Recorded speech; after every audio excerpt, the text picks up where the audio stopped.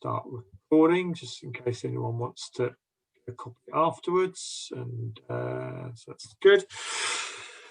And share my screen if I can.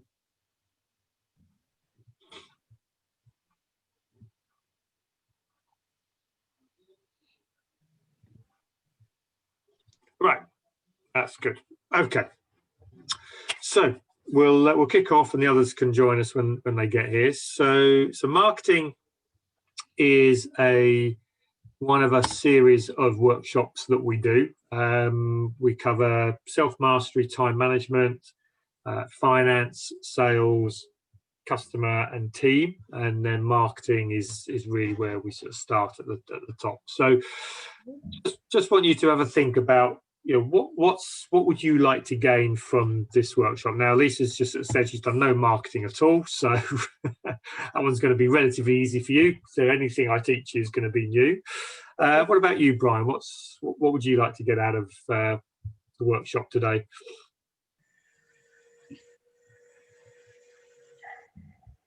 I think for me, it's about finding a way forward with my marketing. Yep. In the sense of I do Instagram. Okay. Facebook, yeah. Yep. I suppose what I'm trying to say is finding one that would work for me. Yeah. Yeah. Rather than throwing loads of money at all different things and not necessarily working that well. Yeah. So really, yeah. So it's finding the medium that is going to work. Yeah, is going to be key. So I think that's one of the key things. Once you understand, as I said to Lisa earlier, once you understand the essence of marketing, then you understand how to use the mediums that we've got. Most people approach it completely the wrong way. They come at it from, right, I'm going to do Facebook marketing. What advert should I do? That's the wrong way around, as I'm going to show you today. So I'm going to show you the right way to do it, and then it's going to be easy to decide which one's going to work. The one thing you've got to remember, though, in marketing, 50% of what you do won't work. Mm-hmm. Yeah, the job is to find out which 50% isn't working and do more of the stuff that is working. And there's no guarantees in this, and you can be running a campaign successfully one way and suddenly it'll dry up. So you've got to have multiple campaigns going, which is going to be what we're looking at. So what is marketing?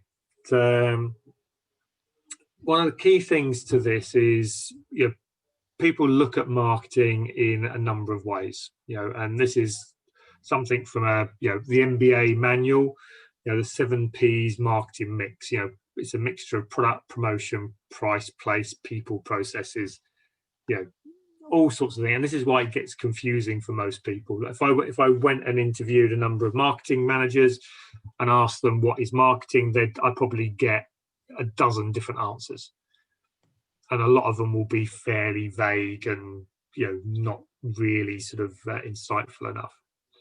So what we've got to sort of, are you seeing the right screen here? Are you seeing the 7 P's? 7 P's, yeah. Yeah. That's good. Yeah. So what we've got to understand is marketing is lead generation. Okay, that's what we're trying to achieve with our marketing, is how do I bring in an inquiry? How do I get the phone to ring? How do I get an email? How do I get somebody to contact me via the website? Marketing isn't sales. Okay, sales is a completely separate part of what we do. Yeah, so we've got to get the lead first, and then we create the sale. And that's what we've really got to remember on this, is it's 2 distinct activities. So when we focus on marketing, all we're trying to do is get somebody to actually show some interest in what we do, rather than thinking, oh my God, I've got to do the whole shebang and sell as well. No, I just need to get somebody to inquire and make a contact to actually help somebody to come on board. So once we understand what that is, then we've got to start thinking in a little bit more detail of, okay, so what is it we want to have? So before we even start putting a marketing plan together, we've got to understand this little formula here. So Lisa, we've not seen this before. I think Brian, I did this with you sort of when we first did our plan. That it's, who do we need to be? What do we need to do in order to have what we want to have? So have is our dreams and our goals. B is our attitude, knowledge and skills. And do is our plan and our action. So out of these three things, the have is our most important. Yeah. Without knowing what I want to have, then I don't know what I need to do or who I need to be. So when we look at our marketing, before we start, the first thing you've got to say is, what are my marketing goals? What do I want to achieve from my marketing? Okay, now, Lisa, this is going to be a bit tough for you, okay, but the first thing you need to speak to Dan about is say, Dan, what do we want to achieve from our marketing? So I'm going to do a little exercise with Brian now and show you. So Brian's going to be Dan and you're going to be me. Or I'm going to be, you'll be me. So Brian, what is your marketing goal?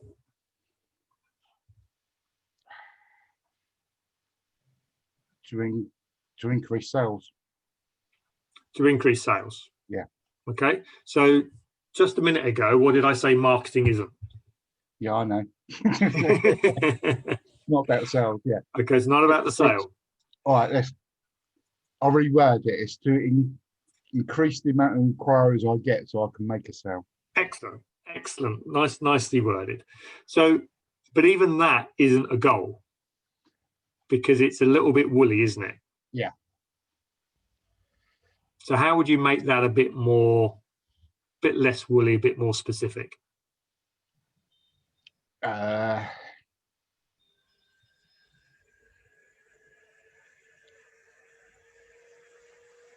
Like in terms of what I'm doing, I think it would be along the lines of, I have this product, X.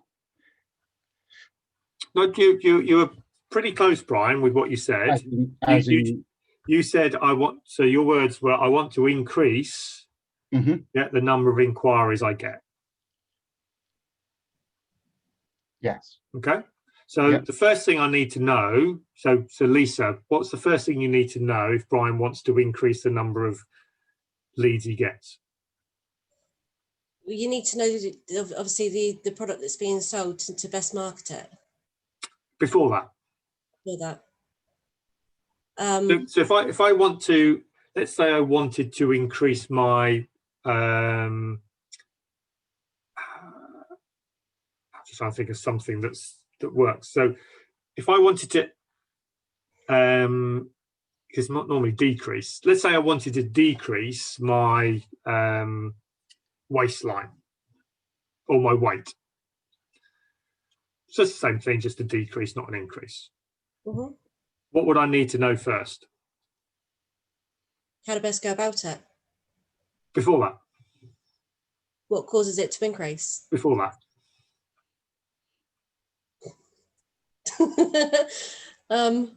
What I ate to make it increase? Before that. Kevin, I'll be honest, I've got absolutely no idea. First thing I need to know is how much do I weigh currently? Okay, yeah, okay.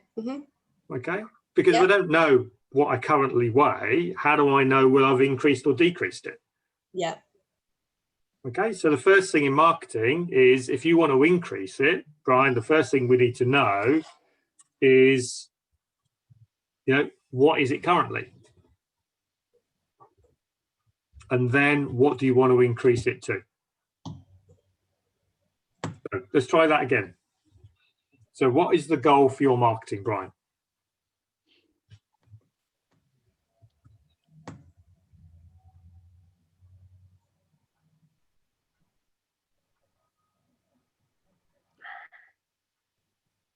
To double the amount of leads I'm getting so far.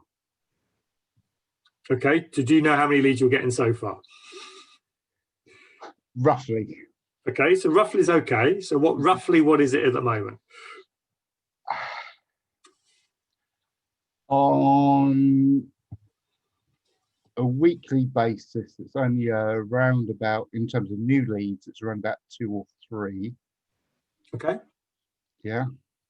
So at least doubling that will give me Okay. So now because your starting is 2 or 3 and you want to increase, so you want to now so what we're trying to do is to get the marketing. So what you're doing at the moment is getting 2 or 3. What we're going to do over and above that now is to get an additional 2 or 3. Yeah. Okay, so our goal is now to get 2 to 3 marketing inquiries per week through our marketing. So what we've done is we've converted what we have a fluffy goal into a smarty goal. Okay, so if you know the acronym SMART, specific, measurable, achievable, realistic in a time frame. Yeah, and I always add inspiring and emotional to it because that makes it a smarty goal rather than a smart goal. Because if you remember the advert, smarties have the answer.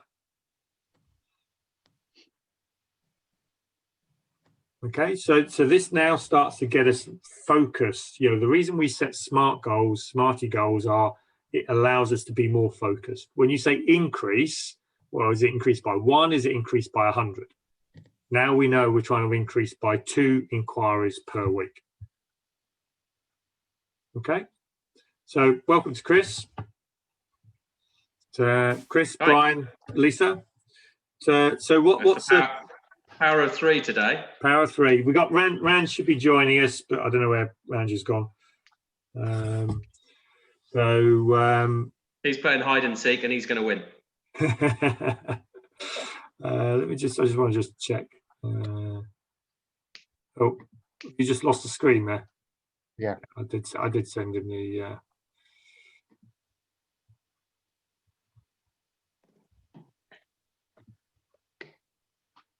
That come back? Mhm. Yeah. Cool. So, what's your marketing goal then, Chris? My marketing goal, I do not have a marketing goal. Okay. So if you did have a marketing goal, as you come to a marketing workshop, what would your marketing goal be? My marketing goal would be, it would be to, hang on a sec.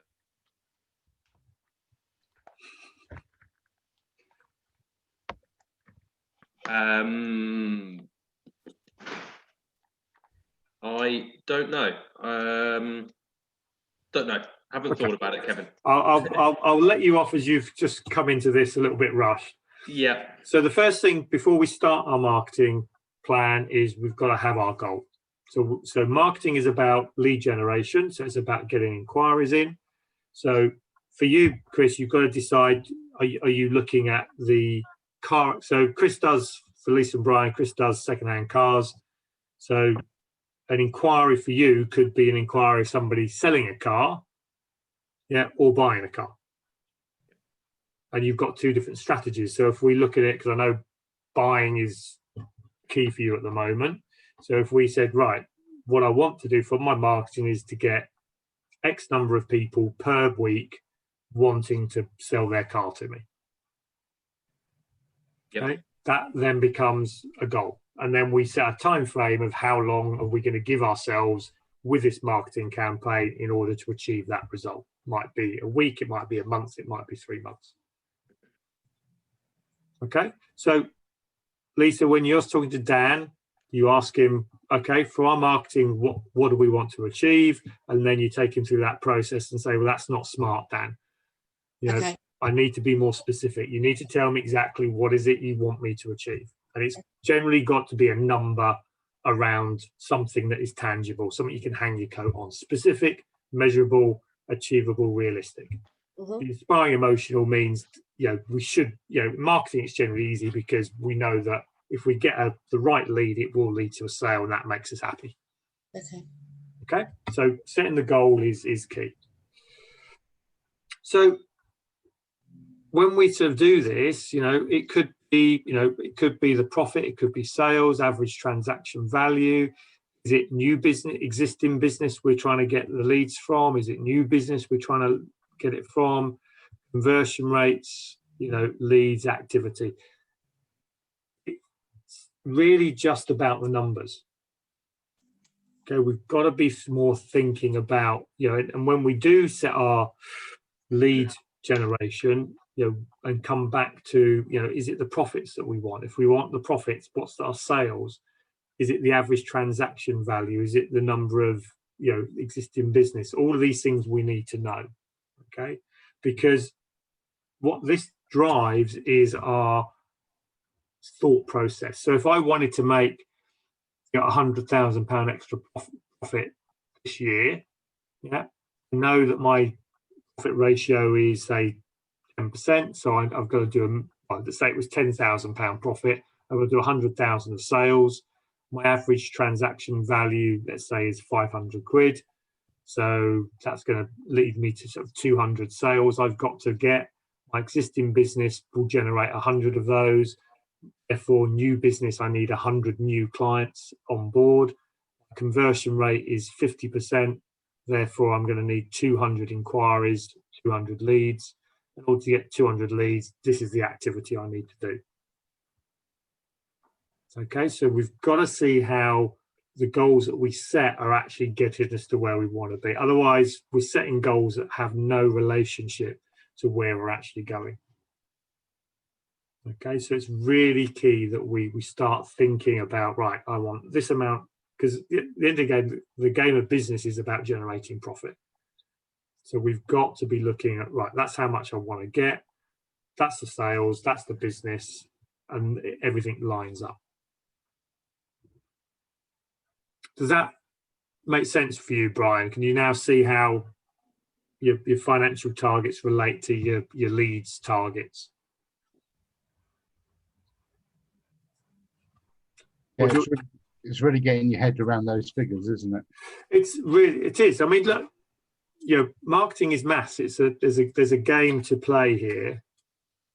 Just trying to see if my mouse is, get my mouse to work again. Bear me 1 sec.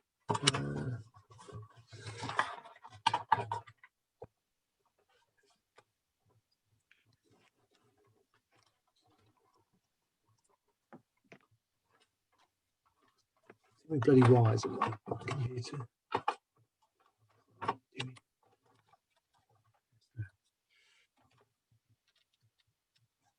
We've got a whiteboard that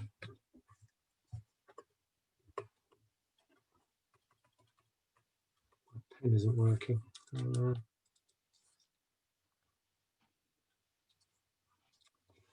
put it here. So it's not going to work. Okay. I'll come back to that. So it's really looking, you start with your profit and loss account. How much profit do I want to make? Therefore, that profit drives my sales. I know what my average transaction value is. What's my split between existing and new business? What's my conversion rate? And we just need to know how our numbers in our business are made up.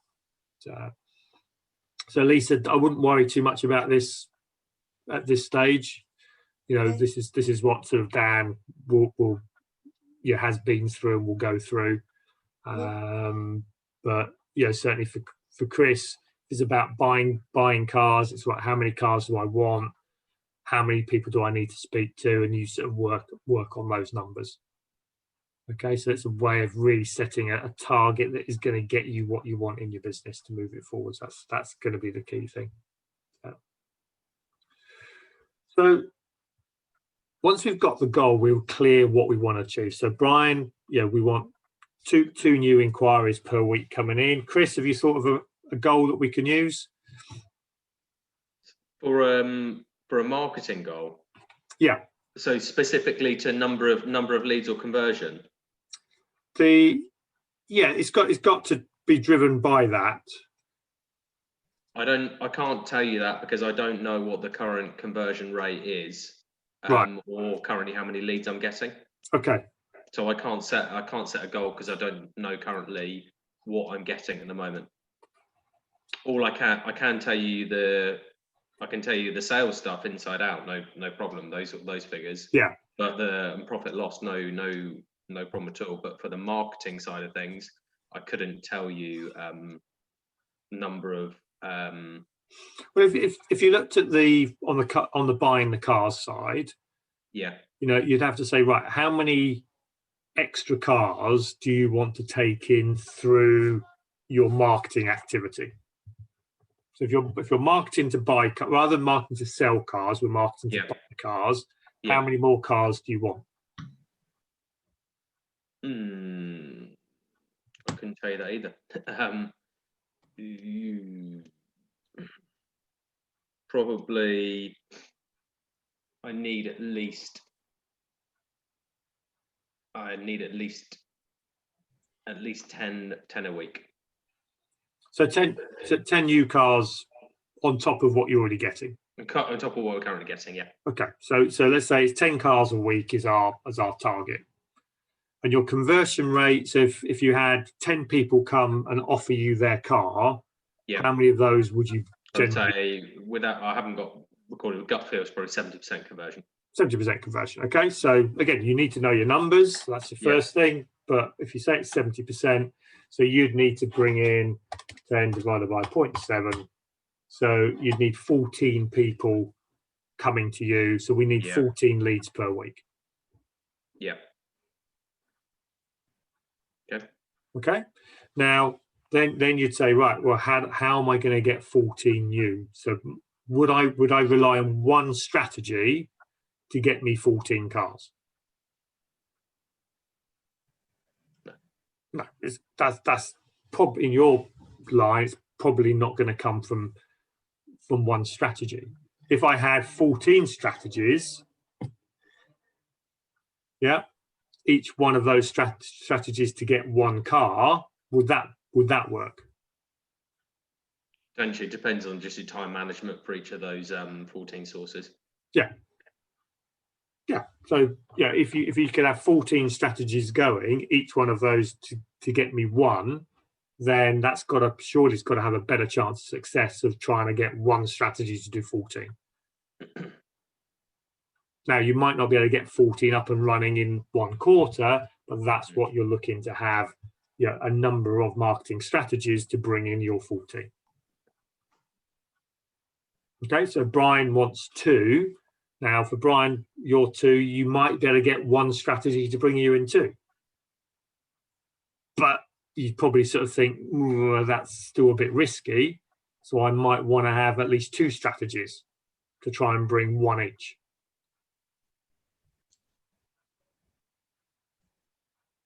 Okay, so this, we're starting to break from our goal. We're trying to break down what type of strategies do we need, how many of them do we need, how are we going to put this together. Otherwise, what you do is you just go, right, I'm going to put an advert out there in the hope that I'm going to get 14 leads in, 2 inquiries in. Yeah, and it was never going to work from day one. You were never going to achieve that from the start, and therefore you're always doomed to failure, and therefore you just get despondent, and then you go, oh, my marketing's not working. Well, it was never going to do 14. It was only ever going to do 1. Therefore, it's a success, and therefore you've just stopped a strategy that in its own right was a success because you set your target here and you never thought about how it was going to work. Okay, so goal setting, understanding the numbers, understanding your ratios is vitally important. Okay, we've got to put that together before we even start. Then we come to our beliefs. So if you remember, be, do, have the goal, number 1, then we look at our beliefs. So something you hold to be true is what our beliefs are. So a lot of people look at marketing as a cost. Okay, it sits on the profit and loss account. If I spend 500 quid on my marketing, that's £500 of profit I lose.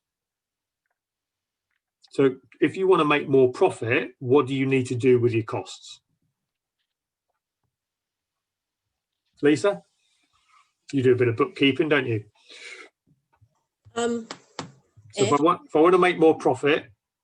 Say again, sorry. So if I want to make more profit, what do I need to do with my costs? Bring them down. Bring them down. Okay. So a lot of people look at marketing as a cost. If we're a bit struggling a little bit and times are tough and we have that belief, what do we do with our marketing budget? We decrease it. We decrease it. Okay.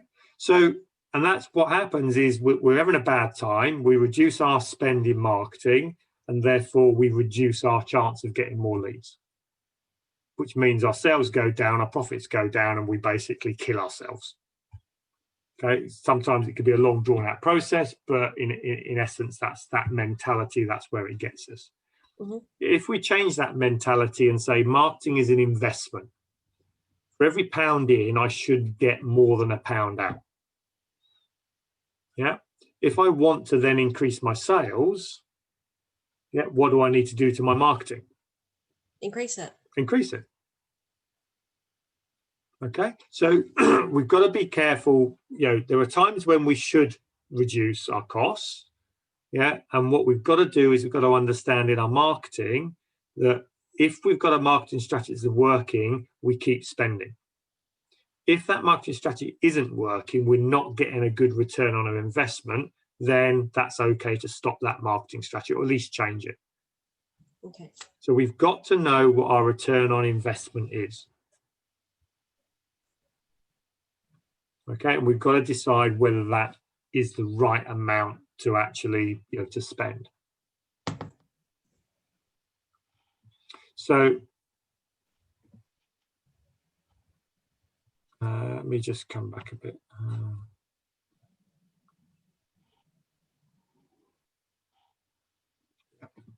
So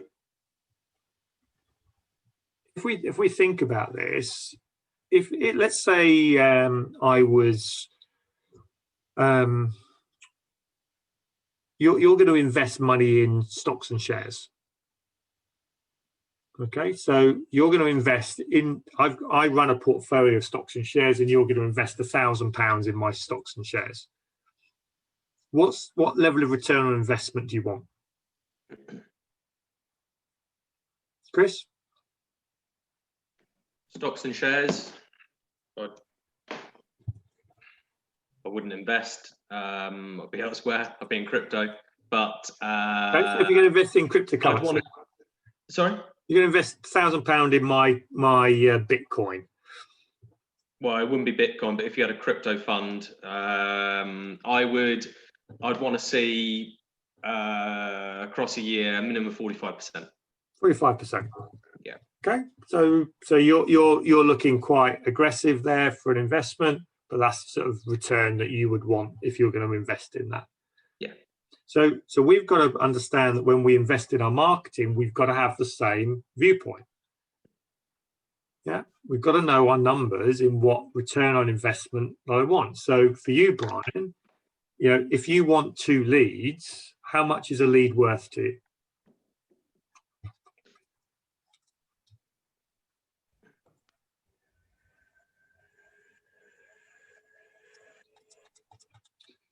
Any idea? You have to work out your profit per transaction and then your conversion rate. Yeah. 2,000. Oh, you joined us, Branch. Sorry. Yeah, I'm here. I was belittling you. I was thinking, when did you join us? Was I talking about you when you joined us? Were you talking about hide and seek? That was me. I said you were playing hide and seek, Yeah. and you're going to win. Yeah, I joined at that point. Okay. Most inconvenient moment. So it doesn't tell you when people join, and you can't.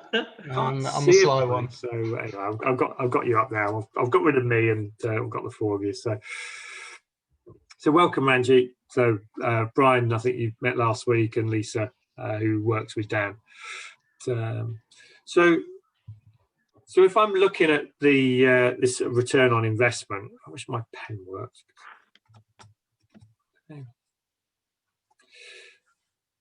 I'm normally a writer. I like to write things down. I can't bring in write because my pen's not working. So we've got to know what our return, so our lifetime or value of a client is. So Brian, if you get an inquiry, which you convert, how much is that worth to you? How much will you make on that inquiry? It really depends on what they hadn't done.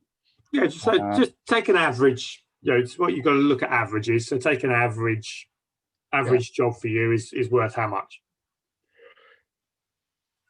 The average at the moment is working around about 50 quid. About 50 quid. Yeah. Okay. So if one sale is worth 50 quid, if I had one of those clients in my back pocket, that I could sell to you right now, how much would you pay for it?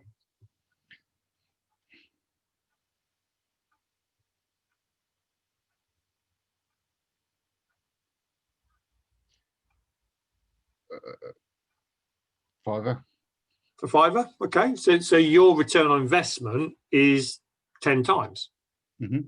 Yeah. So on that basis, I pay a £5 and I get 50 quid. Does that make sense? Yep. Yeah. So this is what we've got to understand is what that ratio is. If I spend 5, what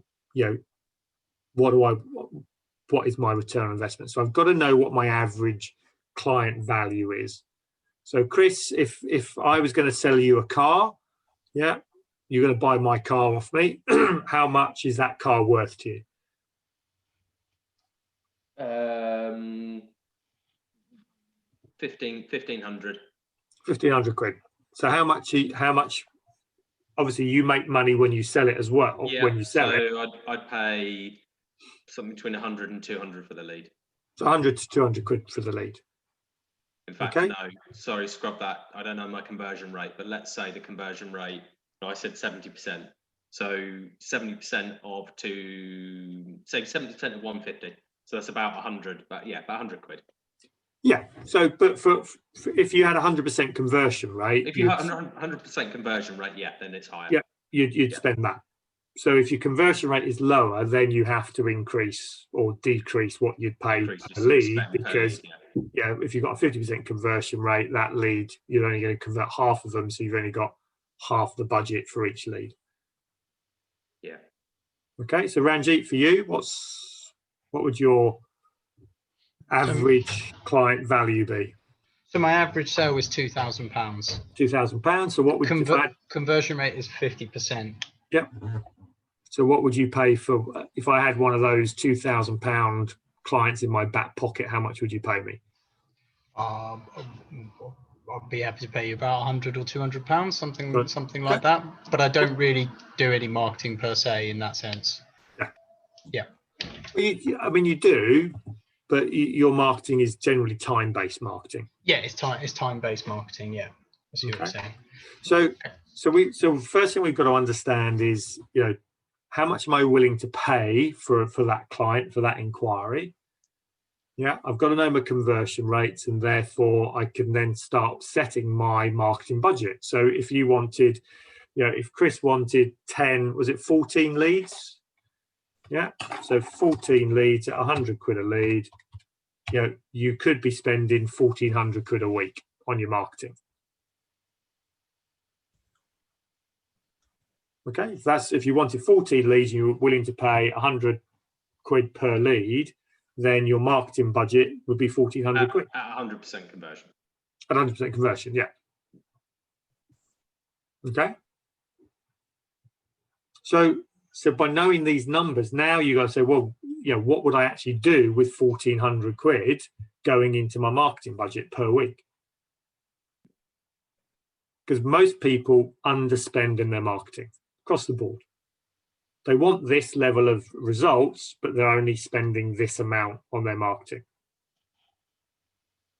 So you've got to do the numbers and say, look, if I really want that, am I willing to spend that amount on marketing? So I had a client a couple of years ago, Facebook marketing, selling trousers, leggings, women's leggings, and he was spending around about £300,000 on Facebook adverts per month. Okay, but he was bringing in £1 million of sales. Okay. Okay, now if I went to you, Brian, and said you're going to spend £300,000 worth, and these leggings were £30, each one was 30 quid. Mm-hmm. So if I said to you, Brian, you're going to now spend £300,000 in marketing next month, how would you feel? If I was going to get £1 million at the end of it, yeah, fine. Would you spend it? If I could guarantee it, would you spend it? Yeah. Okay. Would you feel a little bit apprehensive before you actually signed the check over? Yeah. Yeah. Okay. So you don't go straight in and spend 300,000. You test and measure it, and you build up to 300,000. Okay. So what we're looking to do is test and measure the strategies as we go. I spend this, I get this, I spend this, I get this, and build it up over a period of time. Because what did I say at the start? 50% of marketing's wasted. I just don't know which 50% it is. So we've got to know what's working, what's not working before we put serious money into it. Otherwise, you may as well just go down the casino and stick it on black. Yeah. Okay. So understanding marketing is an investment, not a cost. Got to know our numbers. Our return on investment is what we need. And therefore, could I spend on marketing in order to get the results I want to get? Then we test and measure it as we go. So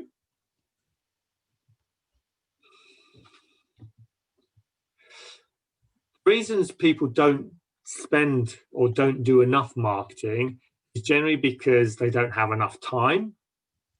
Too busy doing the work to actually do it. They don't feel they've got enough money to actually invest in it, or they don't have enough skill. Generally, it's all three.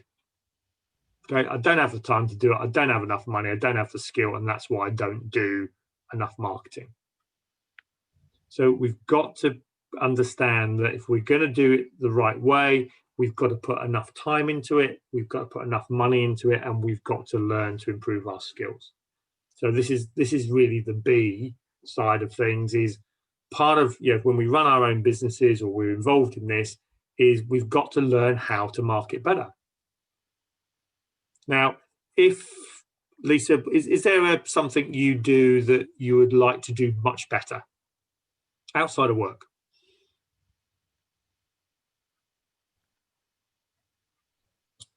No. Yes. Maybe. Is there what would it be? Is there a hobby that you like doing?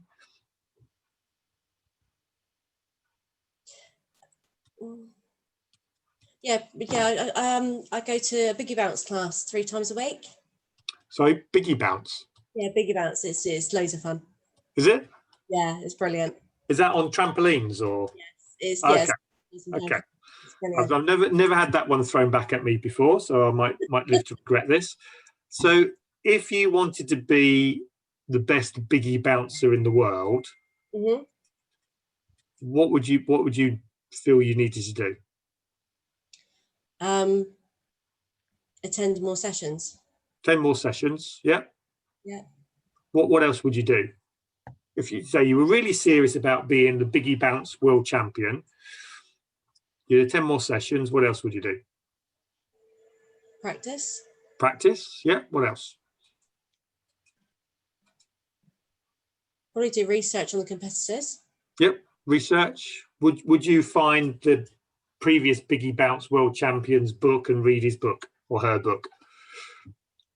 Yes. Would you watch the Biggie Bounce YouTube channel? Yes. Yeah. Basically, you would live and breathe Biggie Bounce. You'd live and breathe Biggie Bounce, wouldn't you? So if you wanted to be a great marketer, yeah, would you do the same? Yes. Yeah.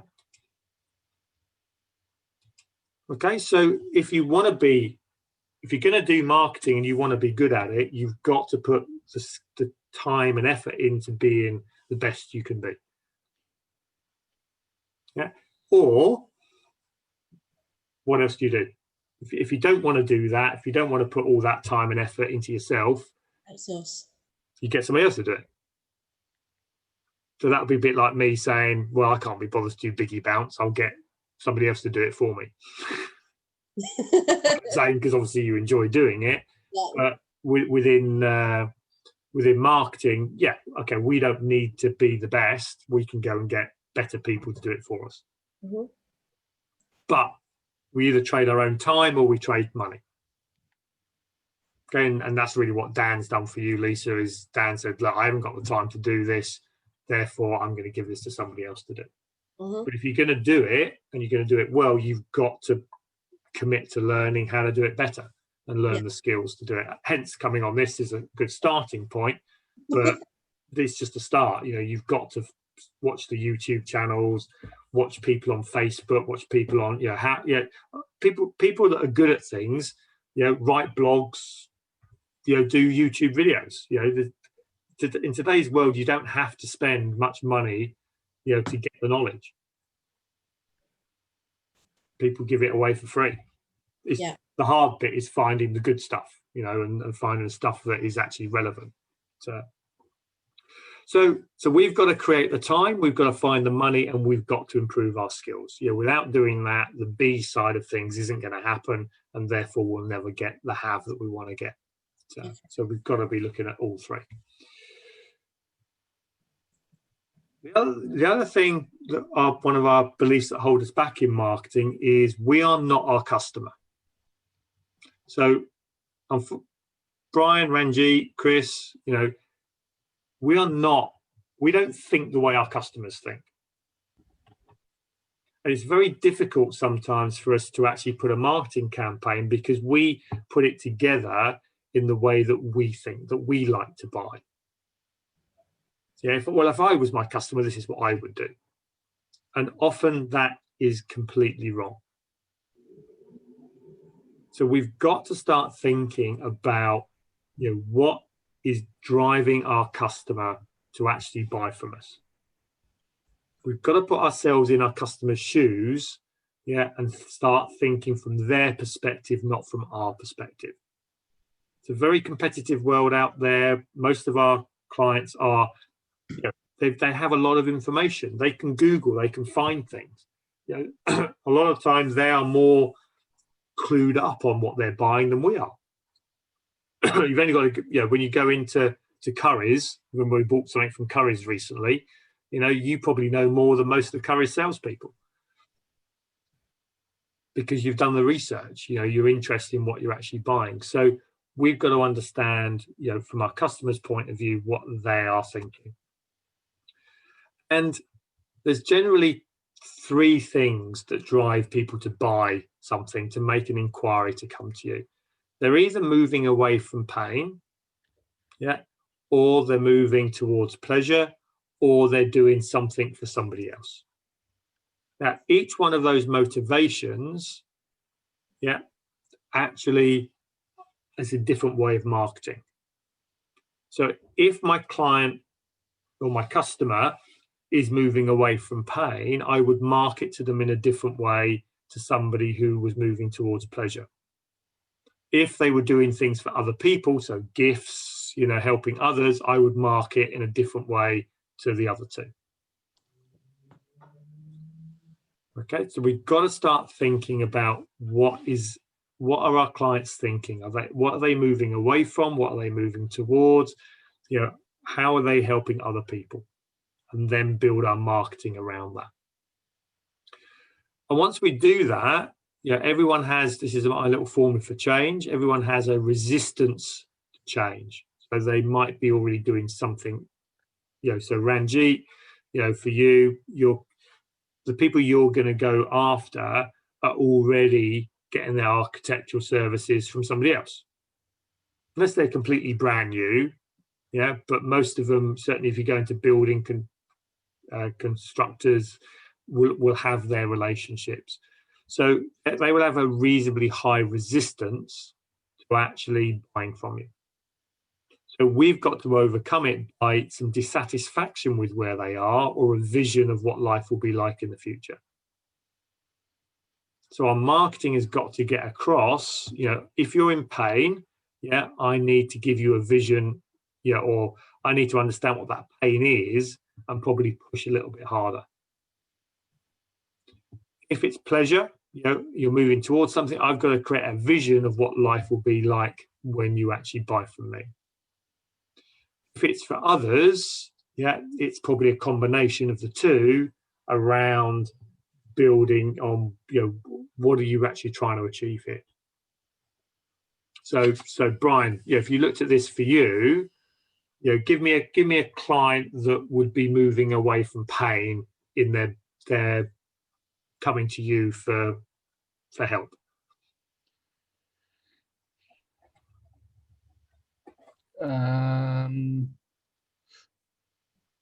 Well, it could start off being in terms of wanting advice on how to do what they want to do. Yeah. Like classic example would be similar. Well, a couple of inquiries I've had recently. One was, we've got this. We're not sure what we want, and we could do with some help in terms of deciding what we would like to have frame-wise. Another one was a bit more detailed, and they weren't too sure whether they're asking for too much, as in, they want a frame, box frame, a piece in the middle with lights in it as well, so it actually shows up and all of that. Yeah. So so it's not pain in the sense of it's something really painful. I'm seeing the pain as confusion. Yeah. So it could be, I've compared things and I'm confused. I don't know where to go. Yeah. And I want some advice. I want some help and support. Yeah. So again, Lisa, if you look from Dan's point of view for commercial finance, could you sort of say an example of where somebody would be wanting Dan's services because they were moving away from pain? We'd probably be either to have more capital within a company to get them out of a sticky situation. Yeah. Remortgage of a current property they already have in order to get themselves in a better situation payment wise. That basically along those lines. So their need base would be cash flow. I've run out of cash. I need some cash now. Yeah. Yeah. Mm-hmm. A pleasure one, so move towards, would look like what? So probably an already successful business or landlord or something along those lines have already got a portfolio of properties. Has found something to add to the portfolio to obviously increase their net worth and wealth. Yeah. So it'll be, I'm buying a new property. I don't have to do this. I'm doing it because I want to do this. Mm-hmm. Okay. So that will be a different way of marketing to those people. Mm-hmm. Anything jumps out at you for purpose for others? The only thing I can think of is obviously we have a client that deals with social care, and an influx of referrals from like their local council. So they're having to buy another property in order to meet the demand. Yeah. So maybe. Yeah. The other one that for me would be introducers. Of course, yeah. I didn't think of that. Introducers don't need. There's not a need. There's not a want, but they're doing it for others. Mm. Okay. So we've got to get into the mindset, and not all customers think the same. They're not all in the same position. Some are moving away from pain. Some are towards pleasure. Some are doing it for others. Mm-hmm. And our marketing has to be specific around that. Yeah. Okay. There's no point in going to marketing with a message that suits these people to these people. They just won't see it. They won't understand it. Mm-hmm. Okay. And this is where we get stuck, is we have one marketing message trying to go to all people, and it just becomes a bland and none of them see it. Yeah.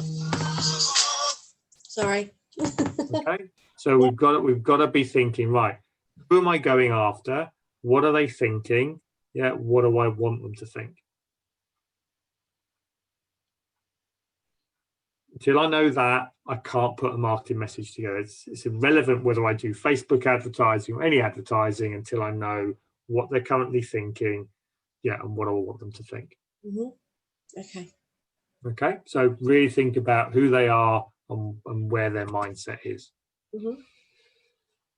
So that's really our beliefs. You know, our belief that we think that our customers are just like us, and our customers are all the same. Got to get rid of that. Our belief that marketing is a cost, yeah, got to get rid of that. Marketing is an investment. I've got to understand my belief that if I pay this, I get this, and I know my numbers.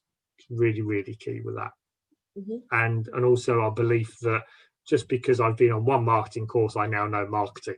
It's a continual learning development that you have to keep doing it. Otherwise, you get stale, you get stuck. So now we've got to start planning what we actually do. Okay, how do we actually get our message across? So the three most important parts of putting a marketing campaign together are target, who are we going to go after, which we have just touched upon, our offer, so what are we offering them, and how we communicate to them, the copy. So it's an old printing word, copywriting, but it's basically how we communicate. So who, what, how is really what we're looking at here. So most people, when they sort of look at this, you know, this is where I say they get it wrong. Is most important, and if I was scoring out of 10, 10 out of 10 is our ability to target our market.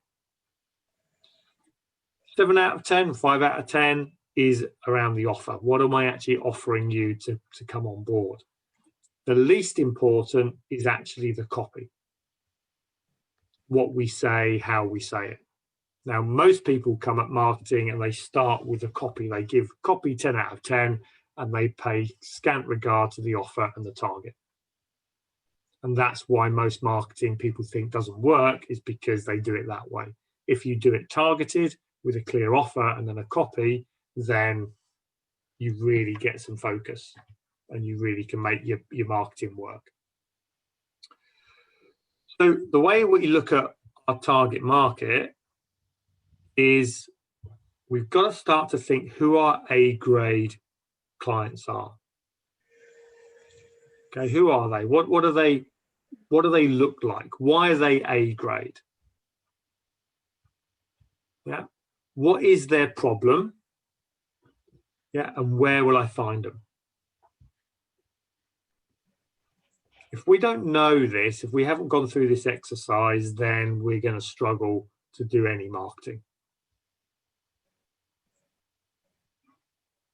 Okay, so Ranjit's nodding there, and we've done a bit of work on this already. So, where are you with your targeting of your markets at the moment? So, an A-grade client for you looks like a contractor.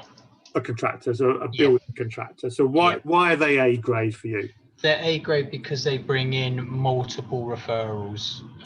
Because every other customer, once you've had, say, for example, an extension, they don't need another extension for another 25 years.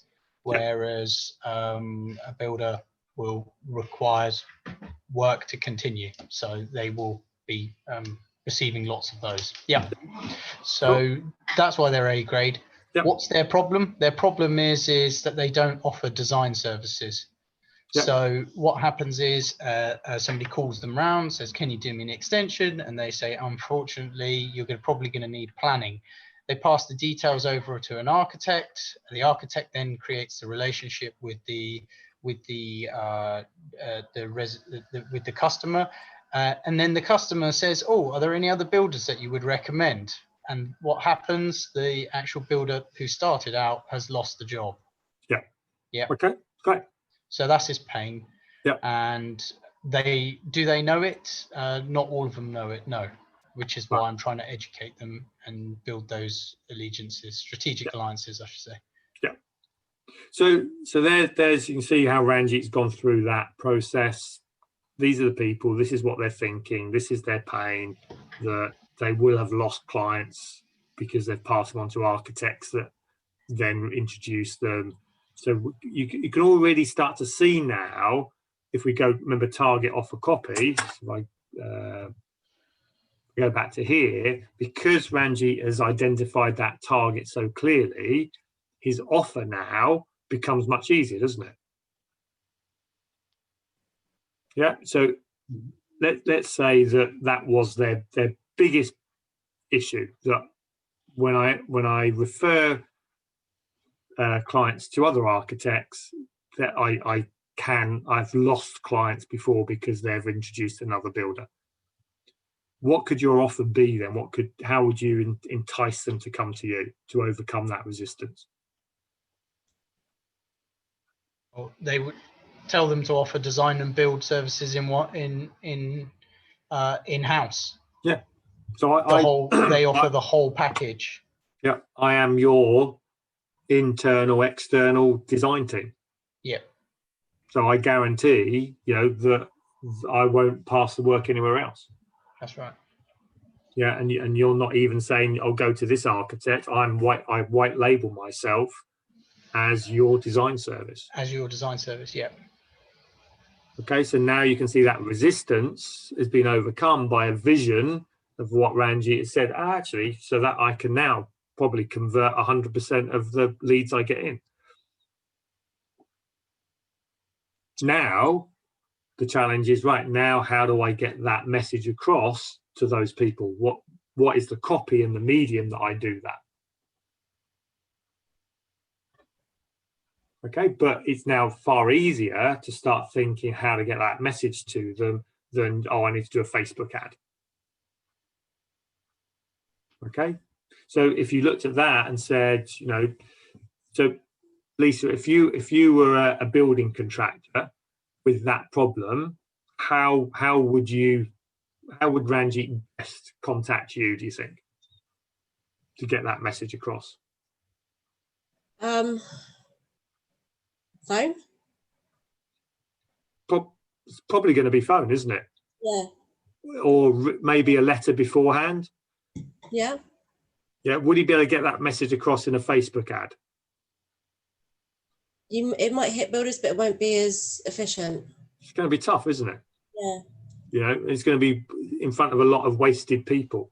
Mm. So it might be just as simple as what we call a phone mail phone. So you phone them up, check who the person is, send them something, follow up with a phone call. Yeah. So the campaign is driven by the target and the offer. Mm-hmm.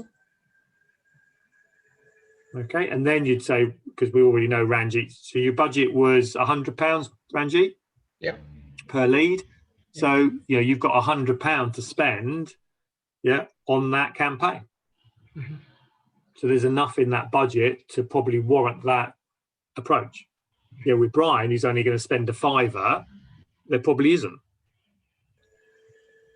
Yep. You wouldn't use that approach to sell a £33 frame. And this is what, Brian, we've been talking about, is actually looking for clients who are going to do multiple purchases. It's not 33 quid, it's 300 quid every month. Yeah. Then you've got more in the budget to actually acquire that client. Okay. So then got to think about old versus new marketing. So the old way of marketing, was we had a captive audience. They didn't go anywhere. So if you think about before the internet, this is, say, before social media and the internet, the audience was captive. The only way that you could really advertise to people was TV and newspapers. So they majority of people were on there, and you had those people, you captive. For them there was low choice, because you couldn't go and Google something, you couldn't search for it. They generally were uneducated because there was nowhere to research. You knew what you knew. They had more time. I think in the old days we all had more time, or it certainly seems that way. And there was low noise in the marketplace. Nowadays, our audience is much more transient. They chop and change more. There's a lot more choice out there. You know, they've got tons and tons of information. They don't have any time, and there's a lot of noise. Okay, so because of that, we have to stand out. If we don't stand out from the crowd, no one's going to see us. We're just going to be another noise in the marketplace. So what is it different about us enough that makes people want to buy from us? And this is really what we're starting to think about, our niche in the marketplace. What makes us stand out? You know, what is our unique selling proposition? What are our guarantees that we've got that no one else has got?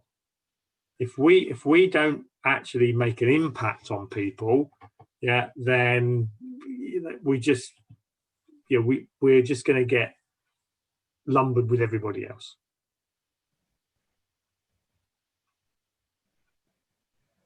And I sort of akin it. It's a little bit like, I don't know if you go to a marketplace. You've been to a traditional market somewhere. So we go up to Salisbury occasionally for the Sunday market at Salisbury. You've got all the stands there, you know, and you might, let's say you've got 10 vegetable stands. Which one generally attracts the most business? The one that shouts the most, or the loudest? The one that shouts the loudest. Yeah, whose stand looks the best. Mm. Okay, it might not be the best quality, the best price, yeah, but it'll be something about that, an impact that makes it stand out. That's what we've got to think about in our marketing. If it doesn't stand out, if it isn't bold, if it is impactful, then it gets left behind. And one of the key things in today's world, because people do research, you know, they will look into you before they buy from you, is what is your story? You know, people buy now based on the story behind the company. And this is where a lot of companies are suffering, certainly big companies, is their stories are pretty dull. Whereas you look at the growth companies, you know, like Fat Face, Innocent Smoothies, these companies have all got stories behind them. Now, the story, it works better in a B2C market, a consumer market. It's not as important in a B2B market, but I still think it is important. People still want to know who they're buying from. Yeah, can I trust them? Do I associate with them? Do they share the same values as I share? If I do that, then I'm much more likely to buy. So this was Donald Miller's book, Building a Story Brand, is a really good book on understanding that story side of things, that, you know, the customer is the hero in your story. And if you can relate to them and get them on board, then, you know, you've got a much better chance of actually getting them to actually interact with you and get them to be an inquiry. So this is really about why you. Why would they come to you and not somebody down the street? If they don't buy into that, then you're not going to get them. So this was my sort of formula for change. You know, a story reduces that resistance. It builds trust. It builds a relationship. People buy from people like themselves. The more affinity I've got, the more likely I'm going to buy from you. And an easy way to think about this is, let's say you go on holiday, okay, and you're in a bar on your own on holiday, and there's hundreds of people around. You don't know anybody in the room, okay, and they're all chitter-chattering, and you feel a little bit uncomfortable, yeah, because they're all a bit strangers. Would you start, Brian, would you start talking to anybody in the room? No. No. Generally, you keep yourself to yourself, wouldn't you? Yeah. So they're all talking, they're all different languages because they come from different parts of the country, and you hear an English accent. Okay, which one would you which person would you move towards? More likely to engage with? Same language. Same language. Yeah. It really does help, because we can actually talk the same language, but you'll go to the same language. So now you've got, let's say, half the room speak the same language. So that's half the room that have gone. And out of the half that are left, half of those people come from Hampshire. Yeah, half the people don't come from Hampshire. Who are you most likely to start talking to? Most likely would probably be Hampshire. Be Hampshire, because I come from the same county. It's getting the what's in common, isn't it? Yeah. And if half those people, so for the Hampshire people, half those people came from Southampton and half came from Portsmouth, who are you going to most likely talk to? I'm not falling into that one. Is it? I'm not sure it's called racism between two rival cities. But it's amazing how our brains are set to identify things that are similar to us. Yeah. Okay, we were in America once, and we were in a lift, and there was a couple got into the lift, and they came from Portsmouth. And we're in the middle of Atlanta in America, and there was a couple from Portsmouth, and we started talking and felt that we got on really well with them. Now, if a couple had got in there from Idaho, exactly the same, we wouldn't have felt we had that same rapport. They still could have been, murderers. They could have been, there was nothing apart from the fact that we had some form of commonality. Yeah. Okay, so that's what we're looking to get across in our marketing. Once we know our targets, if we can bring that story and that commonality that we understand you, we're like you, then we're going to increase our chance of success. So USP isn't something vague, unspecific. We really care. We are the best, locally owned, operated. These are not USPs. Okay, because they're not specific. I could put all of those to Ranjit, and I could put all those to you, Brian. Yeah, of course you care. Of course you feel you're the best. It's not relevant. So have a look at these sort of 20 USPs then. So if our USP is lower price, is that, do you think, a good USP?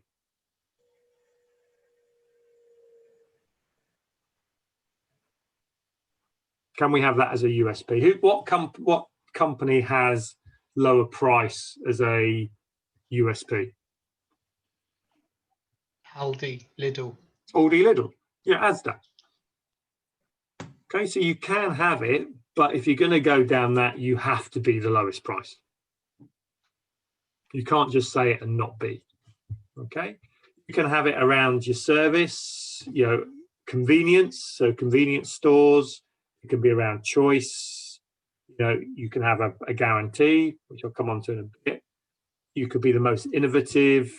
You can have the best technology. You can have speed, quality. So these are all areas where you can have good USP. But USPs are generally around sort of products. Something that you do that is unique. Most of us are service-based in what we do, but they can buy exactly what we do somewhere else. So if we're looking at that, we're now moving towards more of a guarantee. Okay, so a guarantee of service, of a service level that they can't get anywhere else. So you've got to think about what is relevant to them. So Ranjit, what could you guarantee to these builders beyond the one we talked about, which was not taking the building work elsewhere? What's important to them? A certain level of speed, I suppose. The major one is that they get their work. I mean, that would be the guarantee. Yeah, I think it's probably speed. You know, it's, you know, we have guaranteed turnaround times.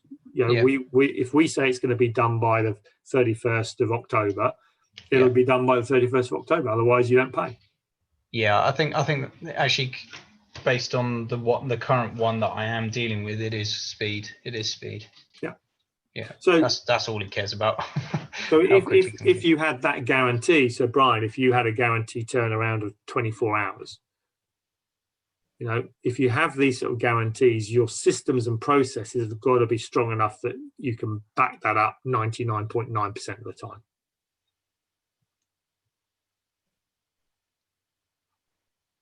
Okay, so and a lot of people are scared about the guarantee because they fear somebody will call them on it. Somebody will actually ask them to back it up. So I have a guarantee, you know, that for my clients that, you know, if you don't have the growth that you want, yeah, then I'll coach you for free until we get that growth, as long as you've done the work that you said you're going to do. Now, have I had a situation where I haven't achieved that growth in all the clients I've done? Yeah, I've achieved that, but I've always said to people, look, you know, I'll do that, but have you got value in the process? And most have got value in other areas. So Ranjit, if you guaranteed that turnaround time, and let's say you were a day late, and you had a good relationship to that client, would you expect to pay out on your guarantee? No. No. Yeah, and I have actually been in that situation recently, because as long as you've kept them informed and said, look, guys, because of this, and this, I'm going to be a day late, a week late, then most people don't want to call on guarantees. They just want the thing done. So very rarely do you have to ever get called upon your guarantees. And a lot of time, you know, we talked about this, Brian, if giving lifetime guarantees on frames. Yeah, if I give a lifetime guarantee on a frame, what is the chance in 10 years' time of a frame breaking and then somebody coming back and asking me to fix it? Hope I'll be retired by then anyway. there is that, Brian. But yeah, the chance of somebody doing that is tiny. You know, I bought a little sort of beard trimmer thing off Amazon, and it had a lifetime guarantee. You know, so in the back of my mind, if this goes wrong anytime, I can go back to supplier and order a new one. Yeah, it's now, I think, about 5-6 years old. Yeah, to be honest, if it goes wrong now, I'm not really going to go back. I've had my value from it. Yeah, chance of me actually remembering where I bought it from is tiny. I'll probably have to hunt back through Amazon somewhere. So the longer it goes on, the less chance. And the other one, we've had some double glazing and it had a 10-year guarantee on it. And one of the panes of glass broke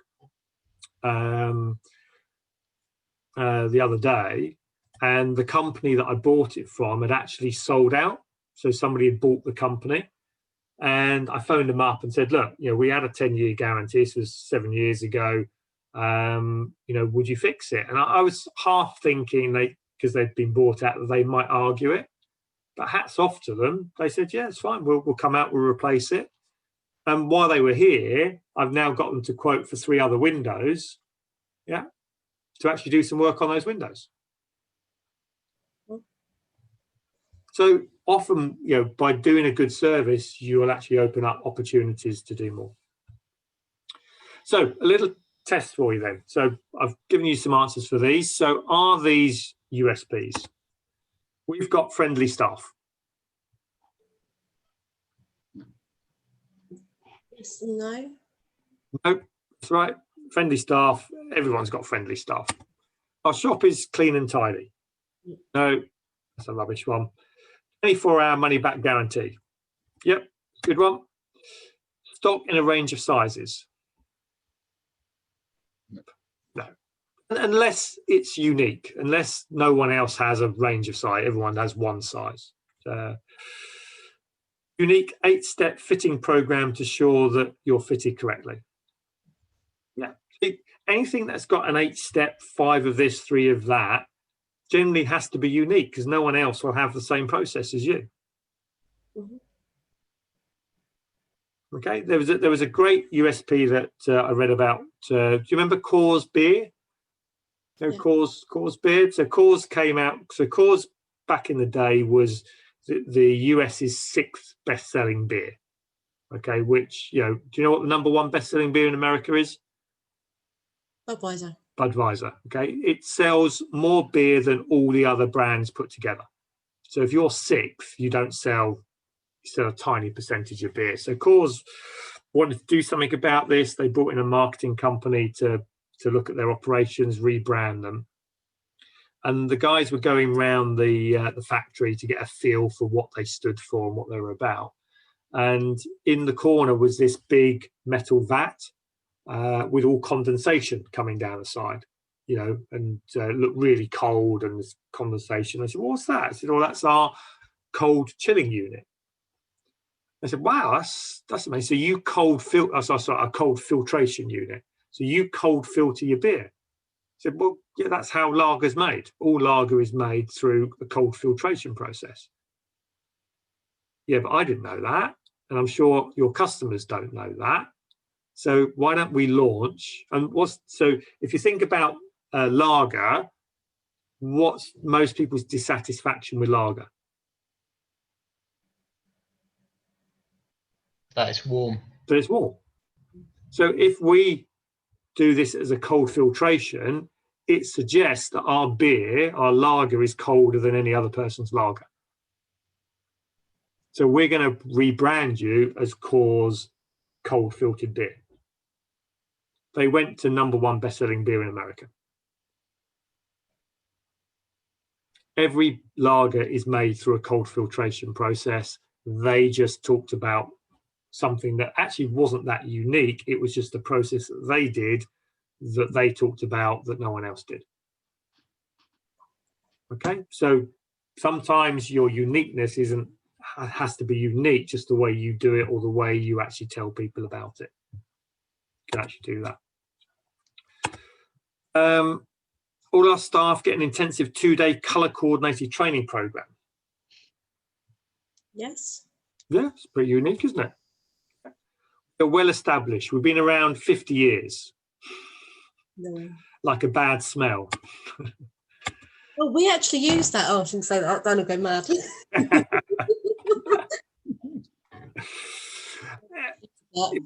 I mean, sometimes it does. It can be, you know, if that element of stability, security means something. Okay. Okay, but really, when people are buying stuff, do they really care? Very often not. Very often not. We care about you. Well, we talked about that one. Pick up and delivery alteration service. Yeah. Yeah, 28 different brands of coffee and tea, just so your friends can enjoy your time with us. Okay, so you get, it means something to the reader, yeah, and it's got to be truly unique, not just something that's a bland statement. And if your competitors can say it, then it's not unique. Yeah, if they can't say it or they're too scared to say it, then you can use it. And that's why the guarantee comes in, because most people are too scared to do the guarantee. Yeah. Whereas if you understand your numbers, then you can actually say, well, look, if I got one in 100 people complain, yeah, then I can still live with that. Yeah, because my conversion rate goes up because I've got a guarantee. And if I convert 10, 20% more than other people, then, you know, I'll get my fair share of business from it.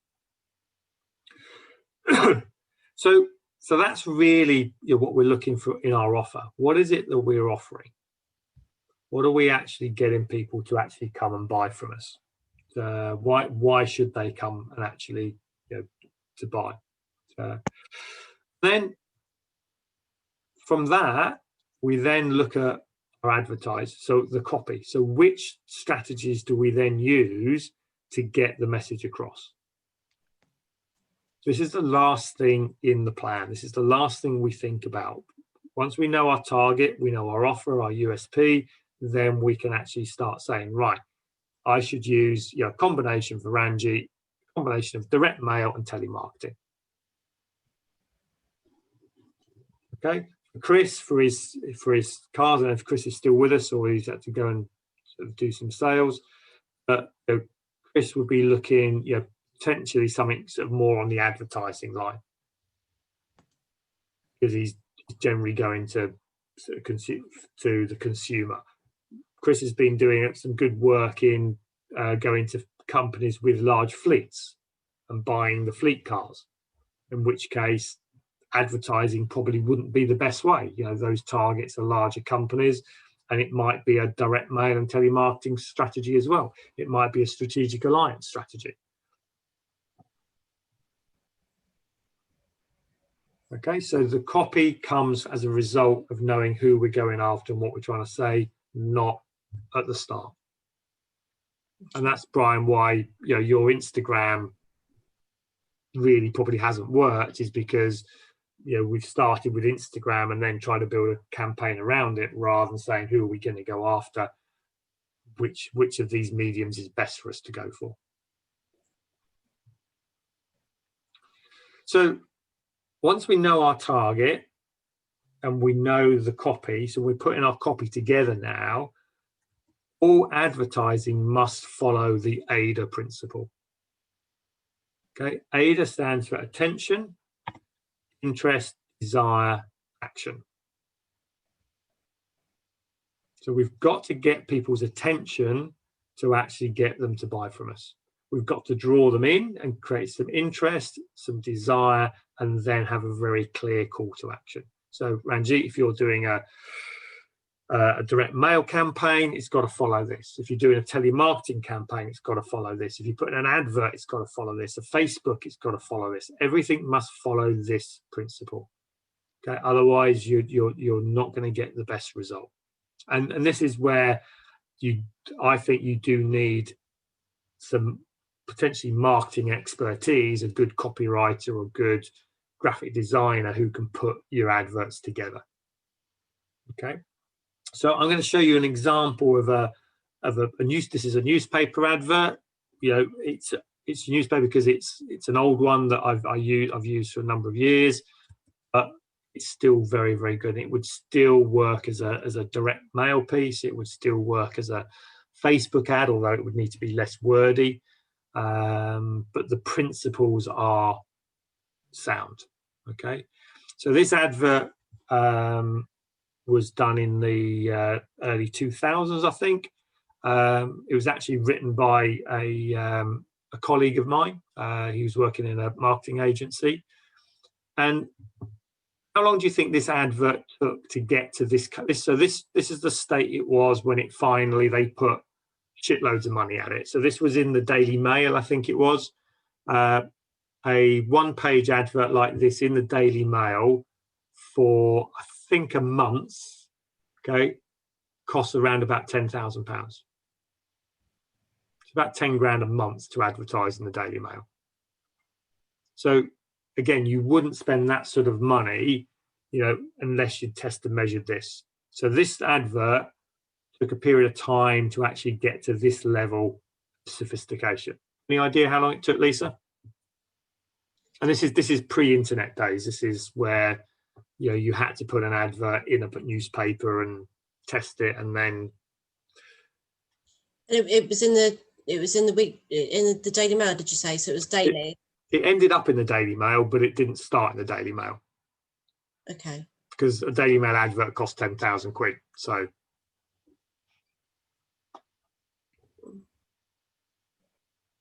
and it was around for a month.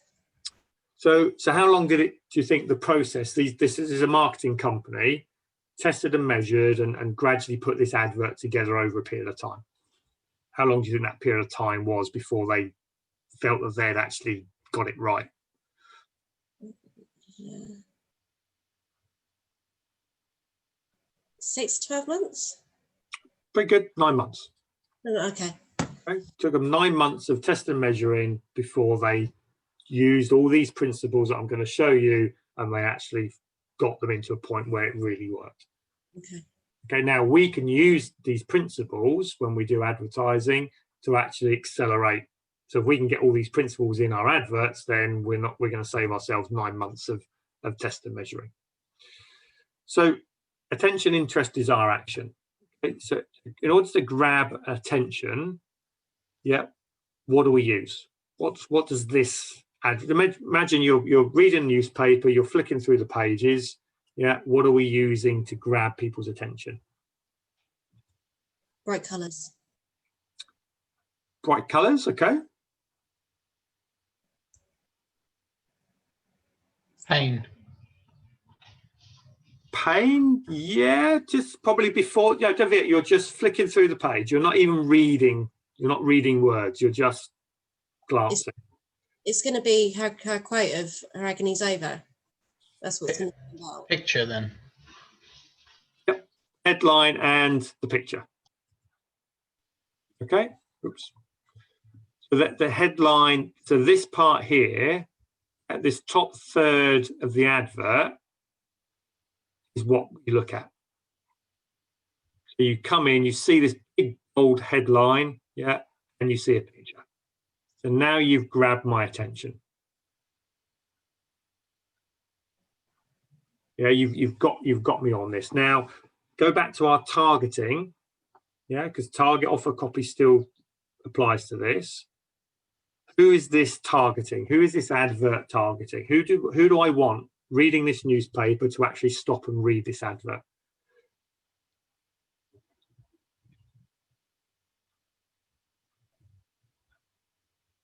People that buy beds. Yeah, it's a bit more specific than people, because we all buy beds. Yeah. People who've been in serious pain over sleeping or can't sleep or back Yep. issues, anyone who's got any form of agony that's related to beds. Yep. So again, so this is going to, you know, to move away from, move towards, or purpose. What are we looking at here? Move away from. Move away from pain, you know. But it's actually very cleverly put, because how would this also apply to a purpose-driven purchase?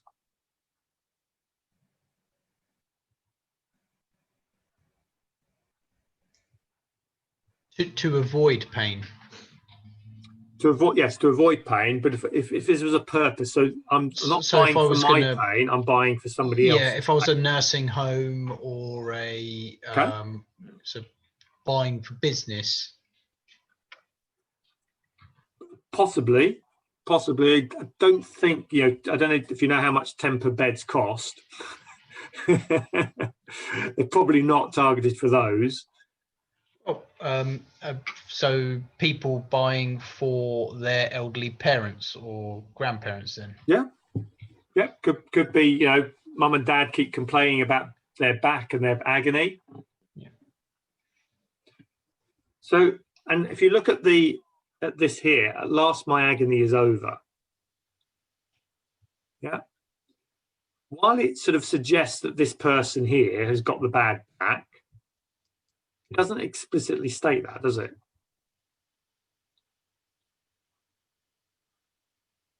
So, who in a traditional house with a husband and wife, who makes the buying decision to change the bed? Because don't forget, people have already got a bed. Yeah, very few people have a house and don't have a bed. So they've already got a bed. So there is a resistance to actually buying a new bed because I've already got one and it's going to cost money. But who in a household generally makes the decision that that bed's going, we're getting a new one? The one that doesn't sleep well. Is it? Who would make the decision in your household, Lisa? You or your husband? I'm assuming you're married. I apologise for that. I should never assume, should I?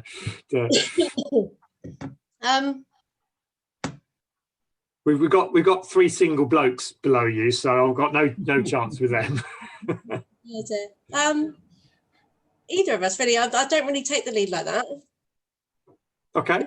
For me, I don't.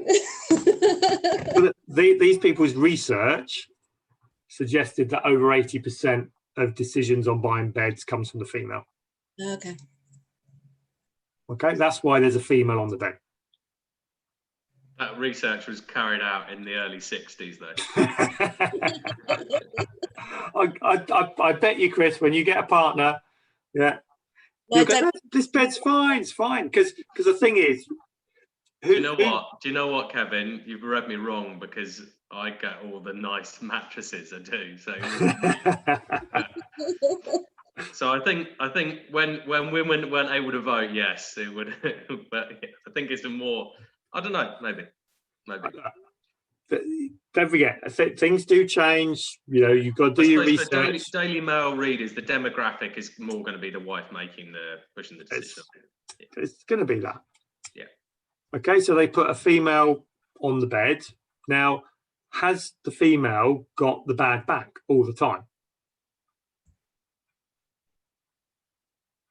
No. Okay, the majority of people with the bad back, you know, actually, and the people that weren't sleeping well, was actually the husband, the male. So at last my agony is over is not the agony of the bad back and not sleeping well. Yeah, it's the agony of sleeping with a partner that doesn't sleep well.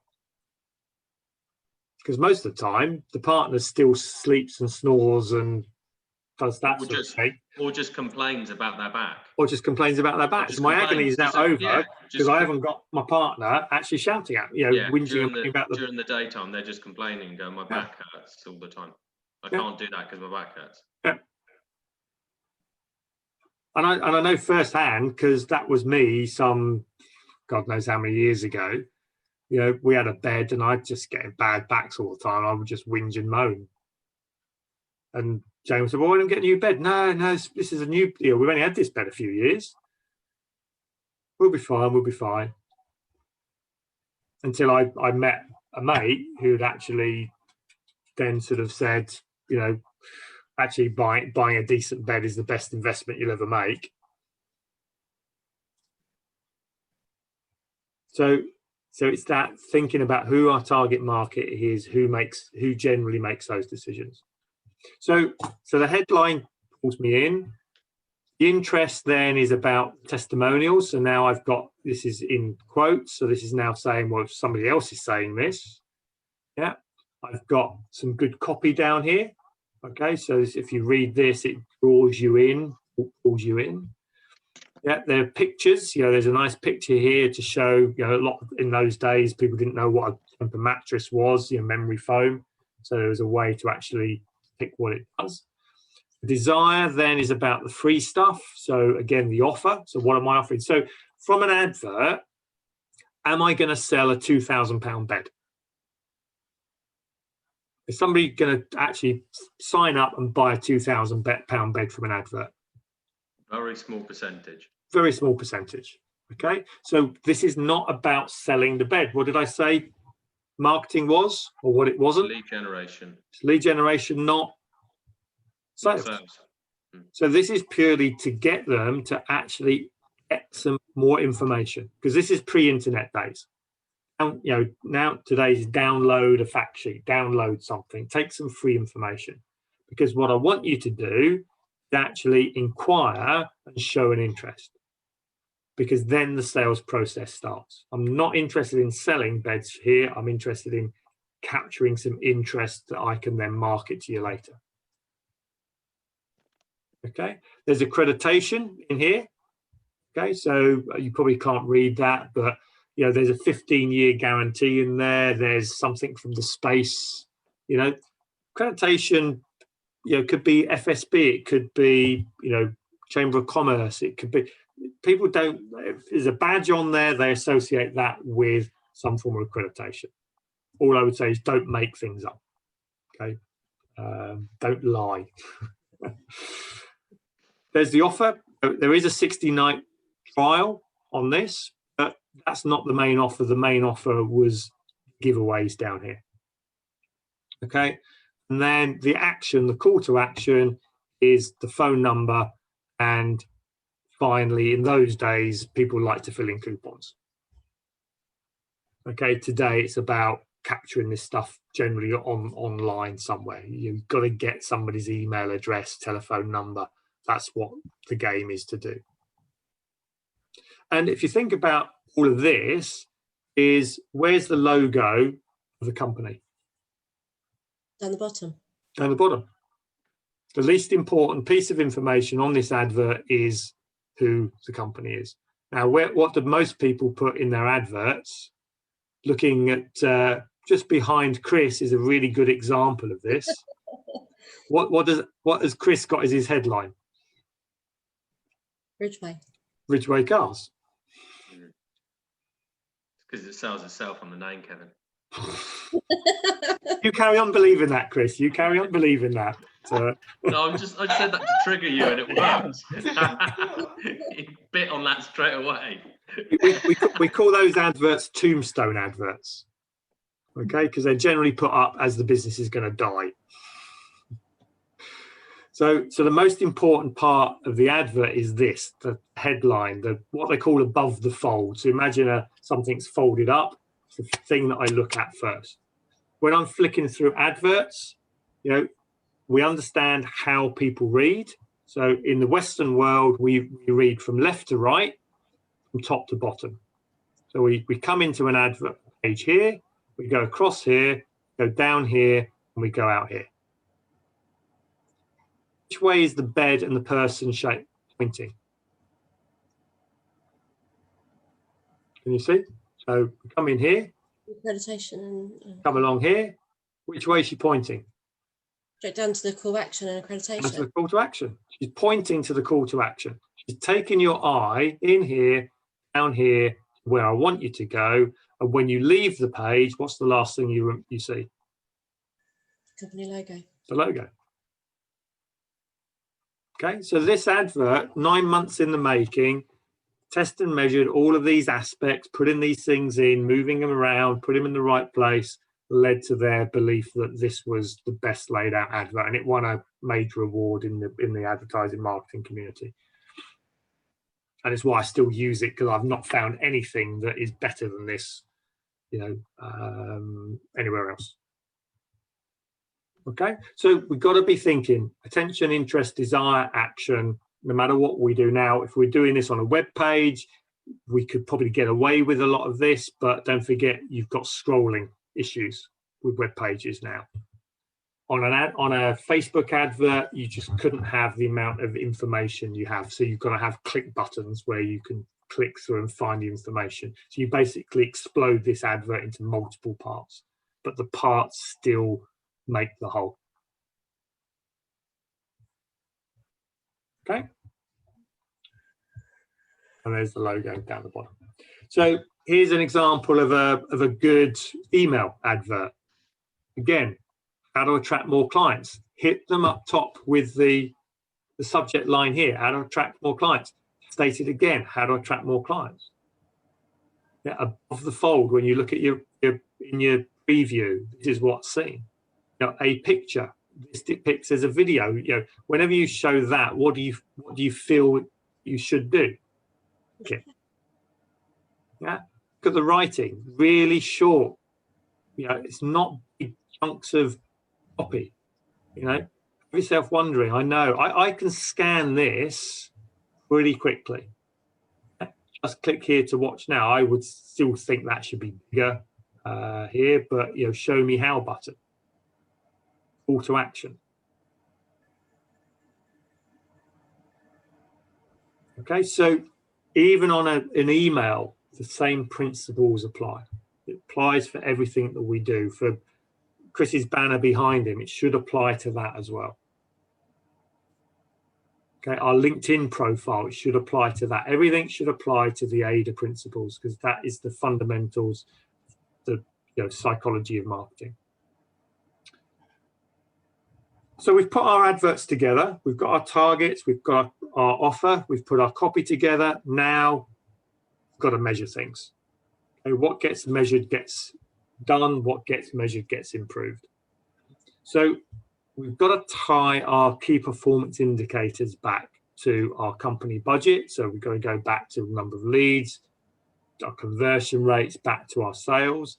And we've got to have this concept of leading and lagging key performance indicators. A leading KPI is an activity-based KPI. Okay? A lagging is a result. So profit is the ultimate lagging key performance indicator. As a result of everything we do, we make a profit. Sales is a leading indicator compared to profit. It leads, you've got to make the sales before you get the profit. But then sales is a lagging KPI between lead generation and conversion rate. Okay, so we trace everything back to these leading and lagging KPIs, and then we've got to break it down, if we're a bigger company, into departments, you know, into the break it down into its component parts. And this comes back to the concept of marginal gains, you know, back into sports world. You know, sport is so competitive now. If you take Formula One, everything is broken down and everything is measured, from the weights to the strength of it, lap times, you know, everything is just monitored and measured to improve everything by 1 or 2%. Okay, if we can improve 100 things by 1%, we get 100% improvement, rather than looking for that one thing that is going to give us 100% improvement, which generally doesn't exist. So this is a little form we use. This is we call it a 10 by 10. So remember I said, don't rely on one strategy to give you 100% of your leads. Yeah, we generally say try and start with 10. 10 might be too much, start with 5. So, you know, here we've got 10 strategies, yeah, and L and C means, yeah, is it a lead and conversion, number of transactions, average transaction value. So it's just a way to see. Cost to market it, so we know how much we're going to invest in it. Our target activity, so what am I actually going to do? Yeah. How many leads am I actually expecting? What is my conversion rate? How many sales? And what's my average sale? So here I'm going to spend 1,600 quid in order to get £5,000 worth of sales. Now, if some of these strategies work well, I'll do better. Some won't work at all. Overall, if I've got 10 strategies, I've got 10 chances of success. It's a bit like you go to the horse races. If you can bet on 10 horses, yeah, then you've got a good chance of winning. If you only bet on one, you know, the odds are against you. So this is the activity. So what am I actually going to do? And this is the result that I'm going to get. Then we put in the actuals into that. Okay, so we start putting up actual activity, actual leads, what I've actually got. Okay, so I can measure that on a week by week, month by month basis. So if you do marketing without measuring it, you are just destined to waste your money. 50% of marketing is wasted. I just don't know which 50% it is. Here, I know exactly what's working, what's not working. I do more of what's working, stop the things that are not working, start something else. But the best thing, I treat these as like spinning plates. Now, each one of these is a plate. I get it spinning, yeah, I get it right, I move on to the next plate. Once that one's working, I move on to the next plate. I go back to the first one, check that spinning. That one's not working, get rid of that one, start another one. And if you can get to a point where you've got these 10 plates going, then you've got a marketing machine that you can generally rely on. Okay, without it, you know, you're going to have these ups and downs. So, summarize. Now, the book I recommend around this, Lisa, going back to that education, that learning, is this book here by Peter Knight, Highly Effective Marketing Plan. Okay, which sets this out. I've covered here in, I'd say, more detail, but it allows you to go through the process. And he's got some tools in there that help you actually think about this. So we started with setting the goals and the targets, really understanding what result we want from our marketing. If we don't know what result, then we will either spend too much or too little. Okay, so we've got to set those SMART goals. We've got to know our target audience. So who are we going after? What are they thinking? What do we want them to think? Yeah, put ourselves in our client's shoes and be prepared to have multiple targets. Not one target. We could have 100 different targets, 100 adverts, 100 messages to each one of those will give you far more result than trying to get one message for everybody. Then we have the story. Okay, so what is it about us? What is our USP? Why us? What makes us special? How are we going to help them? And how do we communicate? The copy. So this is the offer, copy. So how do we communicate to them? What's the best route to actually get them? And then how do we control it? How do we measure it? So those 5 things, that is what marketing is about. Even if you go and use a marketing agency, I'm working with one at the moment for a client, and you know, they come up, yeah, we can do this, and we'll get all of this together. And I basically, with the client, was basically said, right, that's fine. You say you can do this, but you're going to do it our way. Number 1, I want a plan. Okay, you do not go to a marketing agency without them giving you a plan of what they're going to do. Number 2 was measurements. Now I asked them to say, right, so what are you going to measure? They didn't know what they were going to measure, which sends warning bells to me, but I've found over the years that most marketing companies don't know what to measure. So we gave them that sheet, that list of KPIs of what we're going to measure. So for every strategy they were working on, they had to come back with a measurement. We've just done 6 months with them, and we're reviewing their measurements, and they are underperforming in 90% of the areas. Sounds like a new coaching client for you there, Kevin. I'm working on it. They're up north, so you don't like northern people. I don't like northern people. No, I'm a bit racist on that way. So but what's happened with that is, because they've been recording their numbers, they're actually now coming to us saying, oh yeah, you know, what we're going to do next quarter is this, this, and this. If we didn't have that, they would just give us some bullshit excuse of why, you know, COVID has actually affected what they've done. Okay, so internally, if we're doing it ourselves, we've got to go through this process, but even do not rely on marketing companies to know this stuff. My experience is they are shocking. They're good at putting things together, making them look nice, but they don't actually have much effect. But if you're on top of your numbers, then you can say, I don't mind, I'll pay you £1 million to market my business as long as you make me 2 million. Okay, but if you don't have the numbers, then you lose control of your marketing. So, goals as a result of today. Number 1, for all of you, set those marketing goals. Okay, think about it back to the basics of what do I want to get as a result of my marketing, and then put the plan together around it. Think about your limiting beliefs. You know, what do you believe about marketing? If marketing, you're not really good at marketing, then learn. You know, number 1, get the hemp book. You know, get Story Brand on audio. Listen to that. You know, improve your skill sets around marketing. Otherwise, you're just going to be bamboozled by what the marketing people say, and 90% of it is crap. And then when you're ready, write up your hemp marketing plan. I've got copies of this if you want those. I know I've done this with other people, which takes you through each of those stages. But the essence is target offer copy. You know, hemp is just a little bit more in-depth way of doing those 3 things. And start small. Start with 1 target market, create an offer, get the copy out, and then do that, and then do the next one. Don't try and do too much too soon. Good.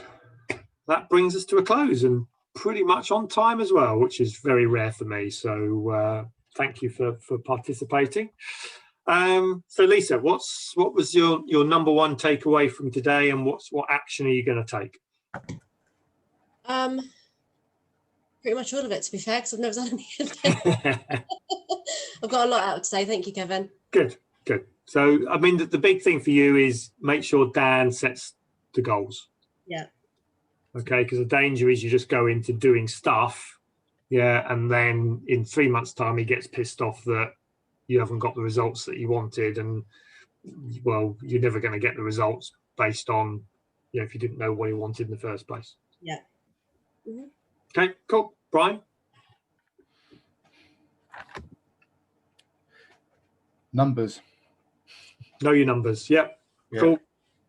So people think marketing is creative stuff. Marketing is maths. I reckon it's 80% maths, 20% style. But if you get the numbers right, then you know where you are. So cool. Banji? Yep. So I'm quite confident I'm okay with my numbers, but yeah, I just need to. I was thinking throughout this with respect to the best way of marketing with contractors is actually to meet them, because they're pretty old school people,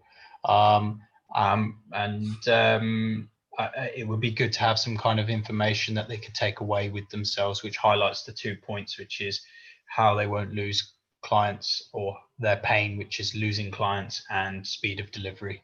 Yeah. There's going to be some points, something around,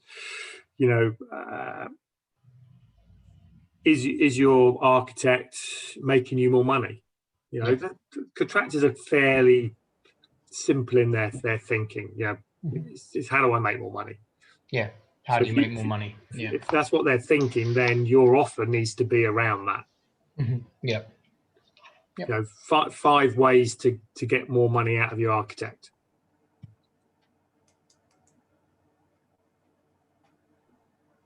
Because that's if that grabs their attention, then they'll listen to you. And don't forget, marketing there's a concept in marketing which is based on 3. So you've got 3 seconds in your advert to buy the next 30 seconds. Those 30 seconds buys the next 3 minutes. Those 3 minutes buy the next 3 hours. Okay, so the advert, the headline is the 3 seconds to get them to read the advert for 30 seconds. The 30-second reading the advert should then make them think about it for 3 minutes. So to give them something more. So that's where you'd send them the pack. Right, now read this. That pack then translates that to perhaps a 30-minute telephone call. Yeah. And that telephone call can then lead to an actual sales meeting that will take you to 2-3 hours. Okay, so always think about it as marketing is breadcrumbs. Don't try and make the sale in the first breadcrumb. Lead them to the next stage, the next stage, the next stage, the next stage. So, Chris. So there's not a massive amount of marketing in my current 90-day plan, so I'm not assigned time to be working on it. But my takeaway, I guess, from this is probably I need to spend time working on 5 to 10 marketing strategies to drive sellers of cars to us. Yeah. The buying side for the moment, the selling side, as in the retail selling to customers is working at the moment. Yeah. That's obviously it can all be developed more, it can all be made better, but at the moment I think if I worked on driving customers to sell cars to us, or businesses to sell cars to us, that would be the best. So I would say set between 5 and 10 targets. Yeah. And then have a strategy for each target. Okay. And then see which one we can get to work. Don't do them all in one go. Just say, right, 1 week I'm going to do one strategy, the next to get that one working, and then systemize it, and then get somebody else to run it. Yeah, the ultimate is to get somebody in heading up that buying department, isn't it? Yeah. which we discussed. And then it just keeps going. And going, the yeah. thing with marketing, you know, think about some of the best marketing companies that have marketed over the years. Now, the one for me that always stood out was Dell. Do you remember in the old days how Dell went up from nothing to a multi-billion-pound business? Processor. Dell Computers. What was their one and only marketing strategy? The processor inside it. No, how did they market? Okay. How did they sell their computers? TV? You're probably too young, Lisa. Okay, all right, I'll shut up then. So Dell started by sending a little booklet out with anything. So you'd open the Radio Times, there'll be a Dell brochure in there. You'd get, you know, leaflet drops. Yeah, anywhere they would piggyback on any mailing that was around in order to get a little A5 booklet on your desk. And you would get one of these pretty much, you probably in a month, you'd probably come across about 10 to 15 of them. And they would be there all the time. There's a fucking another Dell, mate. Another fucking Dell, another bloody Dell, another bloody Dell. Another. I need a laptop. Oh, where's that Dell magazine? So they kept on being in front of you on a regular basis because they knew that at some stage you would buy. Assistant. Now, unfortunately, with social media and things, we can do that. Things like email, then if you do it too often, people can unsubscribe. You couldn't unsubscribe to Dell's magazine. You could throw it in the bin, yeah, but next month you'd get another one. So there is an aspect here is, you know, if you've got something, again, if they're never going to buy a laptop, then don't send them stuff.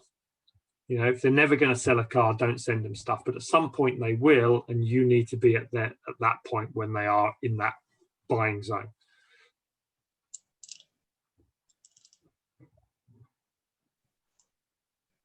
Okay, good. Well, thank you all for participating. It's been great having you on, and I look forward to seeing some of those ideas coming out in your marketing plans. So 2 weeks time we are on team mastery in a couple of weeks time. So, you know, if you've got team or you're looking to bring team on, then that's one to definitely to get onto.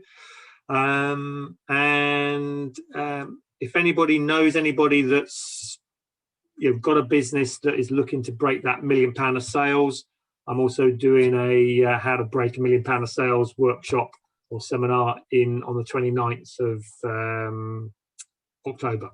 So it's going to be the traditional 6 steps and 5 ways. So yeah, if you've been to my sort of versions of that before, you don't need to come again, but it's just repackage it slightly to help people focus on cracking that £1 million turnover. So if you know anyone that's got a business that could be interested in that, please do send them my way. So good. Well, take care, everybody. Nice to see you, and see you in a few weeks' time. Bye for now. Kevin. Thanks, everyone. Kevin, bye.